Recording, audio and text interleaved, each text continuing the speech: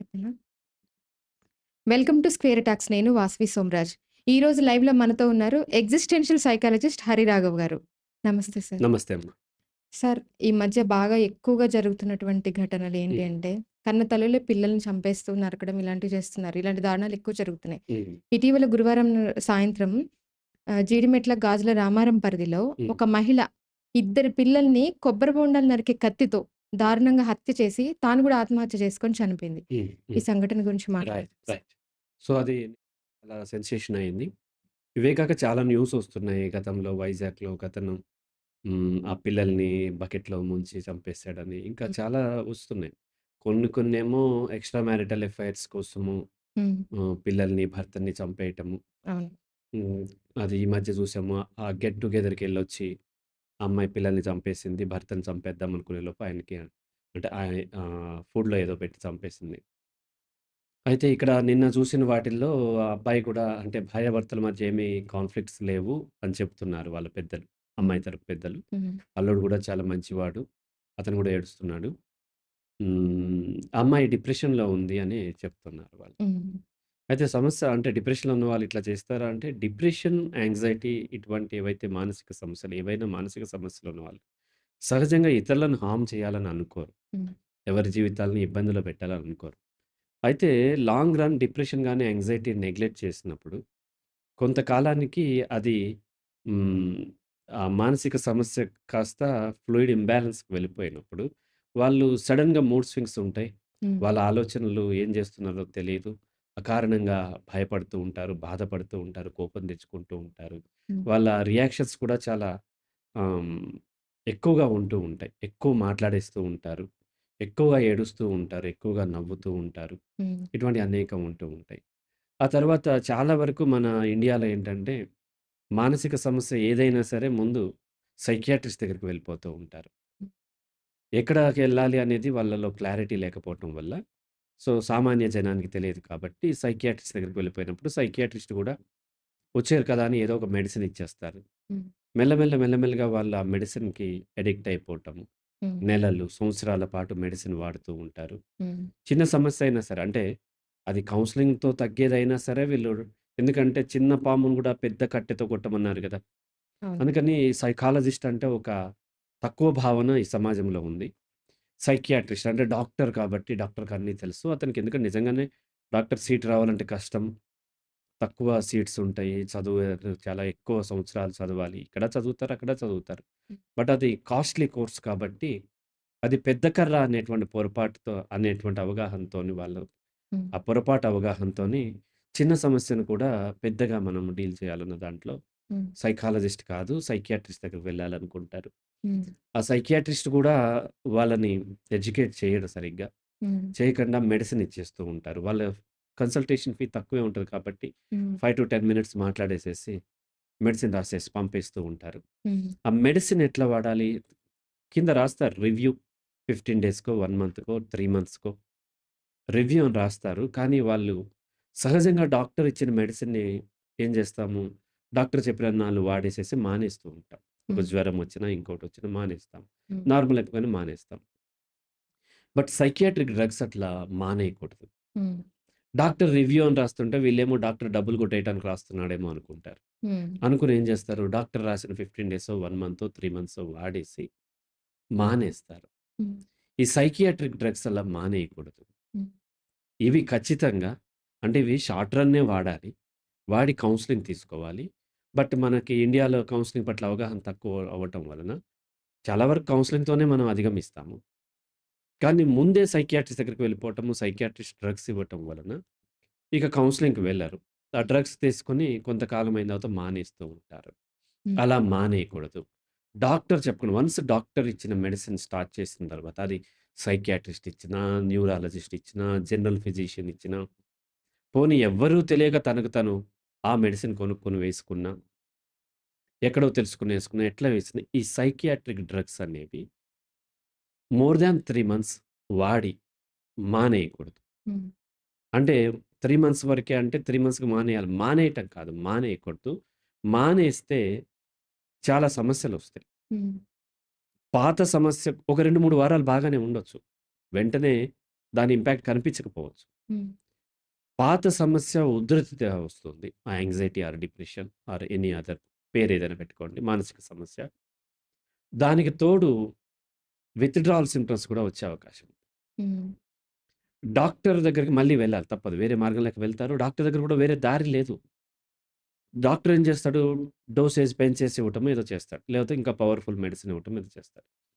మళ్ళీ కొంతకాలం వాడి మానేస్తూ ఉంటారు. దీనివల్ల తగ్గట్లేదని మానేస్తారు కొంతమంది. హ్మ్. తగ్గిపోయిందని మానేస్తారు. హ్మ్. తగ్గింది, తగ్గట్లేదు, తగ్గిపోయింది ఇవన్నీ మ్యాటర్ కాదు. డాక్టర్ చెప్పందే మెడిసిన్ మానేయకూడదు. డాక్టర్ కూడా చెప్పరు. డాక్టర్ దగ్గరికి వెళ్తే మళ్ళీ యాక్చువల్‌గా ఏం చేస్తారంటే సైకియాట్రిస్ట్ ఎప్పుడు కూడా ఒక్కసారి హై డోస్ ఇవ్వరు. హ్మ్. ఎవరన్నా చాలా అంటే ఎక్స్‌పీరియన్స్ లేని వాళ్ళు అట్లా చేయొచ్చు. ఒకసారి జరుగుతూ ఉంటది తప్ప, ఎక్స్‌పీరియన్స్ ఉన్నటువంటి ఏ సైకియాట్రిస్ట్ కూడా మొదట లో డోస్ ఇచ్చి, మెల్లగా డోసేజ్ పెంచుతారు. హుహు. పెంచిన తర్వాత అక్కడ కొన్ని వారాలో, నెలలో ఉంచుతారు.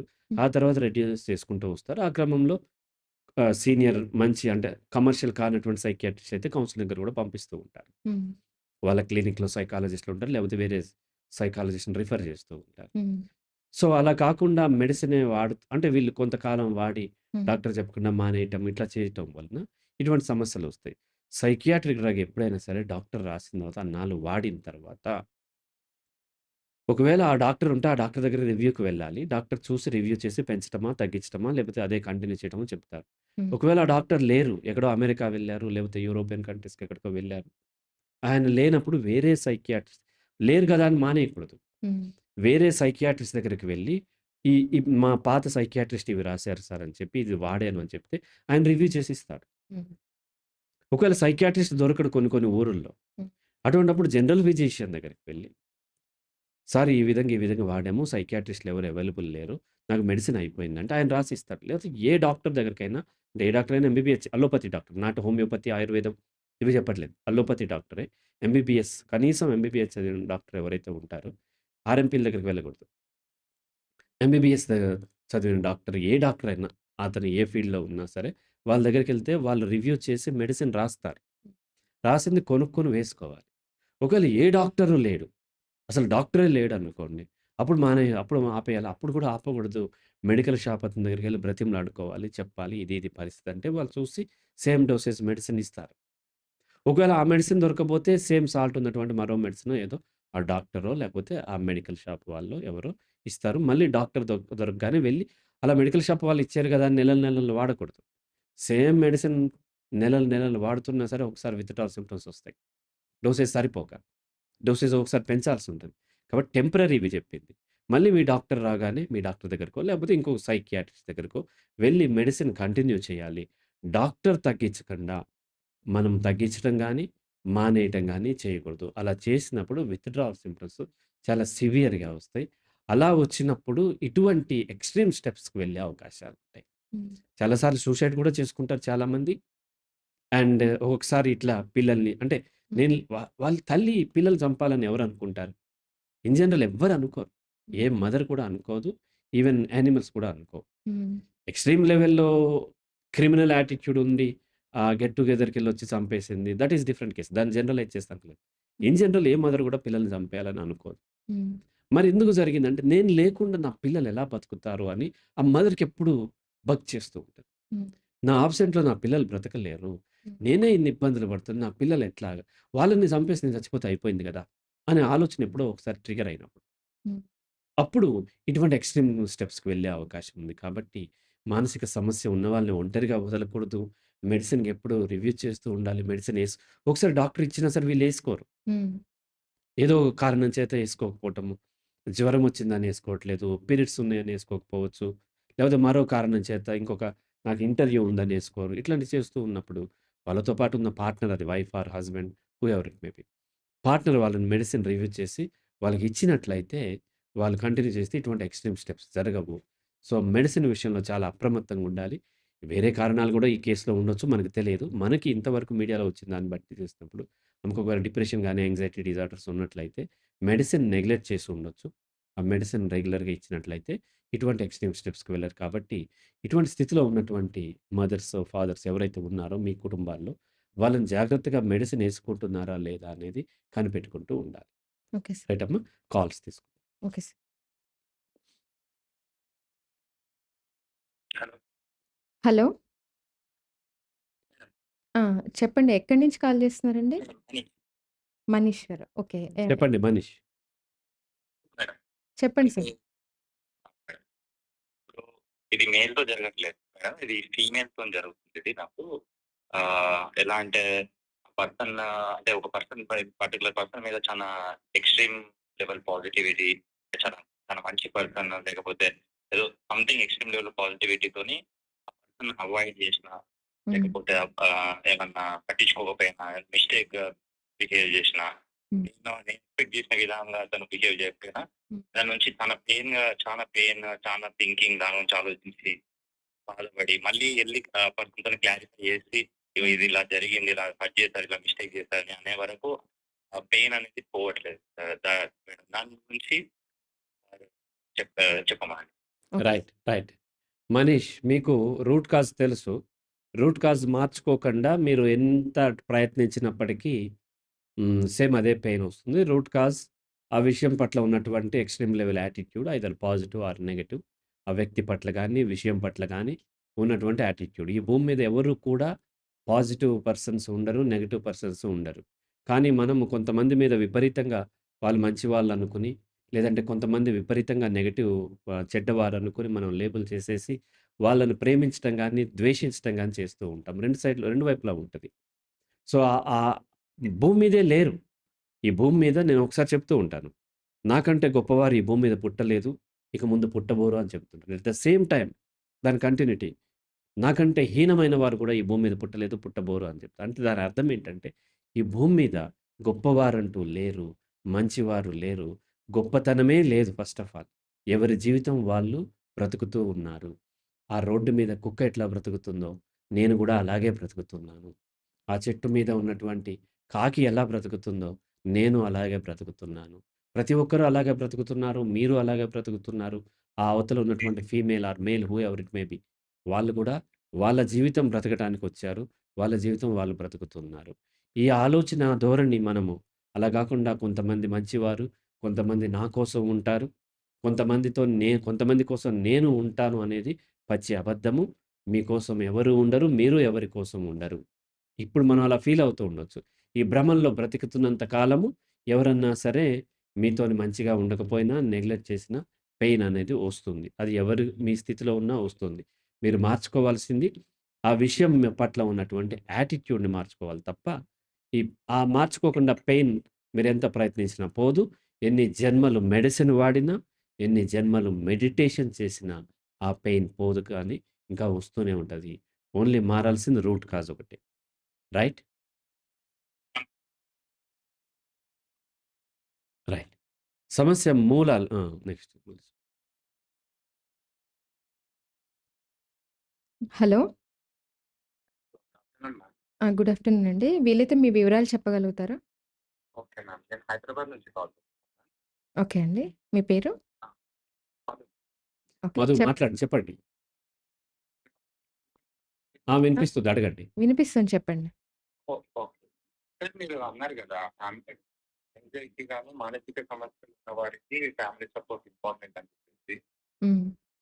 ఒకవేళ ఫ్యామిలీ పర్సన్‌కే అగైనెస్ట్‌గా ఉండి, ఆ వ్యక్తికి మానసిక సమస్య ఉన్నప్పుడు, హ్మ్. మరి ఆ వ్యక్తి పరిస్థితి ఏంటంటారు సార్? మరి తన ఒకటి నా మార్గం లేదంటే ఏమైనా ఉందా? ఫర్దర్‌గా చెప్పండి. ఫ్యామిలీ సపోర్ట్ చాలా ఇంపార్టెంటా? ఎంతవరకు ఈ రోల్ ప్లే చేస్తుంది? ఆ! ఫ్యామిలీ సపోర్ట్ ఉంటే ఇంకా తొందరగా వస్తాము. ఫ్యామిలీ సపోర్ట్ లేకపోయినా ఆ వ్యక్తి తను మారొచ్చు. Depends on condition. సో, చావు ఒకటే మార్గం. చావు దేనికి మార్గం కాదు. ఎలాగూ చనిపోతారు. మీరు చనిపోతారు. నేను అందరం చనిపోతాం. చావు పరిష్కారం కాదు.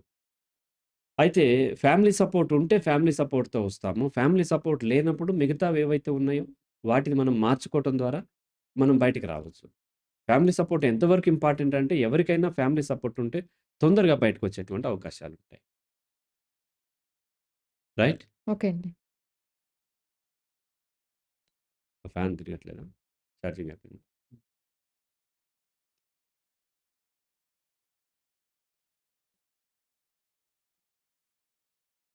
నాకో చిన్న సందేహం సార్. అడగండి. ఇప్పుడు ఎవరైనా ఇప్పుడు ఒక భర్త భార్యని ఈ విధంగా చంపాడు అని గాని, ఒక తల్లి పిల్లల్ని ఇలా చంపిందని గాని, ఇటువంటివి సోషల్ మీడియాలో ఏది జరిగినా వెంటనే దాన్ని చాలా టీవీస్‌లో చూపిస్తూ ఉంటారు. దాన్ని చూసి ఎవరైనా ఇలా మానసికంగా ఉన్నటువంటి మహిళలు సేమ్ చూడండి అదే రిపీట్ అవుతుంది. హ్మ్. మన ఈ మధ్యన అలానే జరిగింది ఒక హ్మ్. ఘటన. మళ్ళీ ఇప్పుడు అదే రిపీట్. హ్మ్. అంటే తల్లులు పిల్లల్ని చంపడం అనేది మళ్ళీ కంటిన్యూషన్‌గా అదే అవుతుంది. ప్రతి మహిళకి మానసిక హ్మ్. పరిస్థితి వల్ల అవ్వచ్చు, ఇంట్లో ప్రాబ్లమ్స్ వల్ల అంటే అవ్వచ్చు. దాన్ని జూసి వీళ్ళు హత్య చేస్తున్నారని ఏమీ లేదు. ఇప్పుడు ఏంటంటే కొన్ని సార్లు సూసైడ్స్ జరుగుతూ ఉంటాయి. ఒకే ఫ్యామిలీలో ఒకరి తర్వాత. హ్మ్. కాపీ క్యాట్ సూసైడ్స్ అంటారు. Those are different. హ్మ్. కానీ ఈ హత్యలు చేయటం అనేది దాన్ని చూసాను కదా! వాళ్ళకట్లా అనిపిస్తూ ఉంటుంది. సో, అది చూసిన నార్మల్ పీపుల్ ఏమి హత్యలు చేయరు కదా! ఎందుకంటే చెయ్యరు. కానీ ఇలా మానసికంగా ఇట్లాంటి ప్రాబ్లమ్స్ ఫేస్ బలహీనంగా చేసే ఉన్నంత వాళ్ళకి ఎందుకంటే ఒకరి మానసిక సమస్య ఇంకొకరికి చాలా సిల్లీగా అనిపిస్తుంది. హ్మ్. కాబట్టి ఇంకొక మానసిక సమస్య ఉన్నవాళ్ళు గూడా అలా చంపటాన్ని వీళ్ళేమి పరిష్కారం కింద భావించరు. హ్మ్. ఇంకా వాళ్ళు కూడా ఎందుకు చంపటము మానసిక సమస్య ఉంటే ఇట్లా చేసుకోవాలిగా, అట్లా చేసుకోవాలిగా అని వాళ్ళు చెప్తారు. హ్మ్. ఎదుటి వాళ్ళ మానసిక సమస్యలకు వీళ్ళకి సలహాలు ఇవ్వగలుగుతారు. బట్ వీళ్ళ మానసిక సమస్యను మాత్రం వీళ్ళు హ్యాండిల్ చేసుకోలేరు. హ్మ్. కాబట్టి ఆమె అట్లా చేసింది కాబట్టి అది చూసి ఒకరిని చూసి ఒకరైతే చేయటం లేదు. ఇది ఎవరికి వాళ్ళకి వచ్చినటువంటి ఆలోచన. ఎప్పుడైతే ఆ లూప్‌లో ఉంటారో వాళ్ళు. హ్మ్. ఇది బయట నుంచి వచ్చేటువంటి ఆలోచన కాదు. అంటే హ్మ్. బయట ట్రిగ్గర్ పాయింట్ లేదు. హ్మ్. ట్రిగ్గర్ పాయింట్ వాళ్ళ మనసులోనే ఉంటది. కొంత బయట హస్బెండో ఎవరో ఇసుక్కోవటమో, వాళ్ళకి సపోర్ట్‌గా ఉండేవాళ్ళు సరిగ్గా ఎంతకాలమని బాధ భరిస్తాము. నీ వల్ల ఇట్లా అవుతుంది, అట్లా అవుతుంది అనుకున్నప్పుడు, అలాగే మెడిసిన్ వాడి మానేసినప్పుడు, ఎందుకు నా వల్ల ఇంతమందిని బాధ పెట్టటం హ్మ్. అనేటువంటి డెసిషన్‌కొచ్చే అవకాశం ఉంది తప్ప, ఎవరో ఇలా చేశారు కాబట్టి నేను కూడా అలా చేయాలని ఎవరు కూడా ఆ ఐడియాతో అయితే ఎవరు చేసే అవకాశాలు లేవు. హ్మ్. అంటే ఒకదాని తర్వాత ఒకటి సేమ్ ఆ! అవే వస్తూ అవే ఉన్నాయి. కొంతకాలం అయితే అవే కంటిన్యూ అవుతాయి. గతంలో మళ్ళీ కూడా ఆగిపోతాయి. ఉండేవి. బట్ ఇప్పుడు సోషల్ మీడియా వల్ల ఎక్కువ హైలైట్ అవుతుంది. ఏమవుద్దంటే మెయిన్ స్ట్రీమ్ మీడియా మాత్రమే ఉన్నప్పుడు వాళ్ళకి వేరే ఇంపార్టెంట్ న్యూస్ వచ్చినప్పుడు వీటిని వెనక పడేస్తారు. హ్మ్. ఇప్పుడు సపోజ్ ఆమె జయలలిత గురించి ఆమె డెత్ బెడ్ మీద ఉన్నప్పుడు రిపీటెడ్‌గా అవే ఉండేయి. హ్మ్. సడెన్‌గా వేరేది రాగానే జయలలితది వదిలేస్తారు. ఐపీఎల్ వచ్చిందనుకోండి వదిలేస్తారు. హ్మ్. అలాగే ఇప్పుడు మొన్నటిదాకా ఎవరు మన 'అఘోరా' గురించి, హ్మ్. లేకపోతే 'ఆలేఖ్య పికిల్స్' గురించి, వీటి గురించి మెయిన్ స్ట్రీమ్ మీడియాలో బాగా హల్చల్ చేశారు. హ్మ్. ఆ 'దువ్వాడ శ్రీనివాస్' గురించి, ఇంకొకరి గురించి అట్లా చేశారు. కొత్తదేదైనా రాగానే పాతది వదిలేస్తుంది మెయిన్ స్ట్రీమ్ మీడియా. హ్మ్. అలాగే పెద్దదేదన్నా ఉన్నప్పుడు హ్మ్. ఈ చిన్న చిన్న న్యూస్‌ని పట్టించుకోవు. హ్మ్. కరోనా వచ్చినప్పుడు ఎక్కడ కూడా హార్ట్ అటాక్ అవన్నీ న్యూస్ రాలేదు. ఎందుకు రాలేదంటే ఇది పెద్దదొచ్చింది కాబట్టి. హ్మ్. కాబట్టి మన దృష్టికి రావు. హ్మ్. కానీ సోషల్ మీడియా వచ్చిన తర్వాత ఏమైందంటే ప్రతీది కూడా ఎవరో ఒకరు ఎక్కడో ఒకటి పెట్టటం వల్ల హ్మ్. మనము ఒకటి చూస్తున్నాం. ఈ విధంగా పిల్లలు చంపేసిన న్యూస్ చూసాం కాబట్టి, హ్మ్. సోషల్ మీడియా అల్గోరిథం ఎట్లా ఉంటదంటే, మనకు పిల్లలు చంపేసిన న్యూస్ అనేది మనం చూస్తాము. మన మనసు దానికి చెలిస్తదని తెలుసు కాబట్టి, హ్మ్. అటువంటి న్యూస్ ఏదున్నా సరే తెచ్చి మనకేస్తుంది. కానీ క్రమేణా అందువల్ల మనకి జరుగుతుంది. రిపీటెడ్‌లీ అవి కలిగినట్టుగా మనకు కనిపిస్తుంటాయి. ఇవి గతంలోనూ ఉన్నాయి. ఇప్పుడు కొత్తగా ఏమీ అవ్వట్లేదు. హ్మ్. గతంలోనూ జరిగినవి ఇంతే ఫ్రీక్వెన్సీలో ఉంటాయి. కొంచెం ఎక్కువ, తక్కువ ఉండొచ్చు. హ్మ్. కాకపోతే ఇప్పుడు మన దృష్టికి ఎందుకొస్తుంది? సపోజ్ మీరు 'అలేఖ్య పికిల్స్' షార్ట్స్ ఏవో ట్రోల్ చేస్తున్న షార్ట్స్ చూసారనుకోండి. రిపీటెడ్‌లీ అవే వస్తాయి. హ్మ్. కదా! ఎందుకు? ఈ మధ్య ఎక్కువ జరుగుతున్నాయా? లేదు. 'అలేఖ్య పికిల్' కాకపోతే ఇంకొకటి. అలాగే మీడియా కూడా ఏం చేస్తదంటే ఒకటి ఏదన్నా జరిగిన తర్వాత అటువంటి న్యూస్ పబ్లిక్ చూస్తారు కాబట్టి అది కూడా హైలైట్ చేస్తూ ఉంటది. హ్మ్. ఇప్పుడు 'అఘోరా' ఒక అమ్మాయి 'వర్షిని'ని పెళ్లి చేసుకున్న తర్వాత ఇంకెక్కడోళ్ళో కర్ణాటకలో ఒక 'అఘోరా' పెళ్లి చేసుకున్నాడు అది కూడా చూపించింది. హ్మ్. అది గతంలో అయితే అది న్యూస్ కాదు.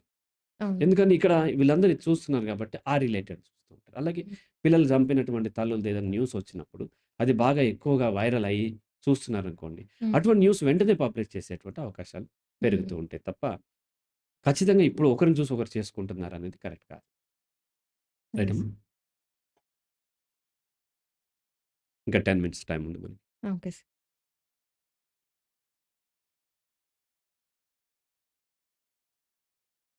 ఇందులో వాస్తవం ఏంటి అనేది కరెక్ట్‌గా తెలియకపోవచ్చు. కానీ అంటే కొంతమందేంటంటే హ్మ్. ఇప్పుడు మనం మాట్లాడుకున్న ఈ టాపిక్ తను ఇద్దరు పిల్లల్ని నరికి చంపిన విషయంలో, ఆ పిల్లలకి ఆరోగ్య పరిస్థితి బాలేదు అని, తన భర్త పట్టించుకోవట్లేదని, మనస్తాపానికి గురై ఇలా చేసిందని. అంటే ఏది వాస్తవమో అనేక తెలీదు. విషయాలు ఉండొచ్చు. కానీ మనకి ఖచ్చితంగా తెలిసే అవకాశం లేదు. హ్మ్. మనకు తెలిసినటువంటి విషయాన్ని మాత్రము, మనకు అనిపించిన విషయాన్ని మాత్రమే అనలైజ్ చేసి చెప్తున్నాం కాల్ మీద. మనీష్ గారు. హ్మ్. హలో! ఆ! హలో! మనీష్ గారు చెప్పండి. మేడం. హ్మ్. అయితే ఇది ఇందాక క్వెషన్ ఏముందంటే మేడం అది చేస్తది. మంచితనం ప్లస్ ఆ ఫీమేల్‌తోని ఏమైతుందంటే తన బ్యూటీ కింద నాకు ఎక్స్‌ట్రీమ్ లెవెల్ కమ్యూనికేట్ అవుతుంది. హ్మ్. బ్యూటీ ఫీమేల్‌తో జరుగుతుంది. మరి ఇది న్యాచురల్‌గా జరుగుతుంది కాబట్టి అది ఎలా? అది మేడం అండ్ ఒక ఇంట్రోవర్ట్ ఎక్స్‌ట్రోవర్ట్‌గా మారాలంటే ఎఫర్ట్స్ పెట్టాలన్నారు. ఎలా ఎఫర్ట్స్ పెట్టాలో కూడా చెప్పు. సో, మనిషి అన్నీ అడుగుతున్నా. ఒకటే అర్థం చేసుకోండి. నేచర్‌కి బ్యూటీ లేదు. ఇది న్యాచురల్‌గా జరగట్లేదు. బ్యూటీ అనేది కల్చరల్. ఒకరికి బ్యూటిఫుల్‌గా కనిపించిన అమ్మాయి ఇంకొకరు బ్యూటిఫుల్‌గా కనిపించకపోవచ్చు. బ్లాక్స్ వైట్స్‌కి మంచిగా అనిపించకపోవచ్చు. వైట్స్ బ్లాక్స్‌కి మంచిగా అనిపించకపోవచ్చు. మనకు కొన్ని జీవుల పట్ల అసహ్యం కలగొచ్చు. సపోజ్ పంది పట్ల మనుషులకి అసహ్యం కలుగుతూ ఉంటుంది. కానీ పంది తన ఫీమేల్ పందినే ఇష్టపడుతూ ఉంటది. కదా! కాకి కాకినే ఇష్టపడుతూ ఉంటది. కాబట్టి బ్యూటీ అనేది ఏమి బాడీకి ఉండదు. బాడీకి ఆల్ ఫీమేల్ ఆర్ సేమ్. నేచర్‌కి same. All living beings same. కేవలం ఆమె అందంగా ఉంది అనేటువంటి మీ అభిప్రాయము, మీ విశ్వాసం వలన మీరు అట్రాక్ట్ అవుతూ ఉండొచ్చు. అలాగే ఆమె మంచిగా ఉందనేటువంటి మీ ఎగ్జిస్టెన్షియల్ ట్రూత్ అంటే మీ యొక్క విశ్వాసం వలన ఆమె పట్ల మీరు ఎక్కువ బాండ్ ఏర్పరచుకోవచ్చు. దానివల్ల ఆమె అందంగా లేదా? నాకు తెలీదు, ఎవరికీ తెలీదు అనవసరం. ఇక్కడ అందమైన వాళ్ళు, అందహీనమైన వాళ్ళు ఈ భూమి మీద ఉండరు. మంచివాళ్ళు, చెడ్డవాళ్ళు ఉండరు. మీరు ఏర్పరచుకున్నారు. బ్యూటీ అనేది నేచర్‌లో లేదు. మనిషి ఏర్పరచుకున్నది మాత్రమే. రైట్? అది మార్చుకుంటే సరిపోతుంది. అండ్ ఎక్స్‌ట్రోవర్ట్‌గా మారాలంటే ఎఫర్ట్స్ హ్మ్. ఇంట్రోవర్ట్, ఎక్స్‌ట్రోవర్ట్‌గా మారొద్దంటాను. ఎవరికి ఏదైతుందో అది కంటిన్యూ చేయొచ్చు. మార్చుకోవటం కోసం మీరు కావాలంటే మీరు మన మోటివేషన్ స్పీకర్స్ ఉంటారు గదా! వాళ్ళ దగ్గరికెళ్తే వాళ్ళు మిమ్మల్ని మార్చేస్తారు. మార్చేస్తా అంటారు. మారతారా లేదా ఇది మీ రిస్క్ అది. నేనైతే ఎవరి పర్సనాలిటీ వాళ్ళు కంటిన్యూ చేయొచ్చు. ఎక్స్‌ట్రావర్ట్ వల్ల వచ్చే ఉపయోగాలేమీ లేవు. ఇబ్బందులు గూడా ఉన్నాయి. ఇంట్రావర్ట్ వల్ల కూడా పెద్ద వేరే గొప్ప ఉపయోగాలు, ఇబ్బందులు అంటే ఈక్వల్ లెవెల్‌లో అన్నీ ఉంటాయి. కాబట్టి ఏ మార్పు లేనప్పుడు దాన్ని మార్చడం అనేది అనవసరం అని నా ఉద్దేశ్యం. ఓకే. రైట్. ఒకరినొకరు చూసి చేయటం, చేసుకోవటం మానసిక సమస్యలు ఉన్న వాళ్ళు చేసుకోరు. హ్మ్. అయితే చాలా ఫ్యాక్టర్స్ ఉండొచ్చు. ఖచ్చితంగా వాళ్ళకి ఆరోగ్యం బావుందో లేదో మనకు తెలీదు. హ్మ్. అయితే ఒక న్యూస్ ఏదైనా జరగగానే బయటకి అనేక న్యూస్ వచ్చేస్తూ ఉంటాయి. హ్మ్. రకరకాల ఆ చుట్టూ ఉన్న ఇంటర్వ్యూలు ఇచ్చేవాళ్ళు కూడా వాళ్ళతోని రకరకాల రిలేషన్‌లో ఉంటారు. కొంతమందికి జెలస్ ఉంటది. కొంతమందికి జాలి ఉంటది. కొంతమందికి కోపం ఉంటది. హ్మ్. కొంతమందికి ఇన్ఫర్మేషన్ ఉంటది. కొంతమందికి ఇన్ఫర్మేషన్ ఉండదు. హ్మ్. ఇప్పుడు యూట్యూబ్ ఛానెల్స్ ఎక్కువైపోయినాయి. మెయిన్ స్ట్రీమ్ మీడియా ఛానెల్స్ కూడా ఎక్కువ అవ్వటం వల్ల చూడండి. Hello! Madam good afternoon madam. Good afternoon అండి. మీ వివరాలు చెప్తారా?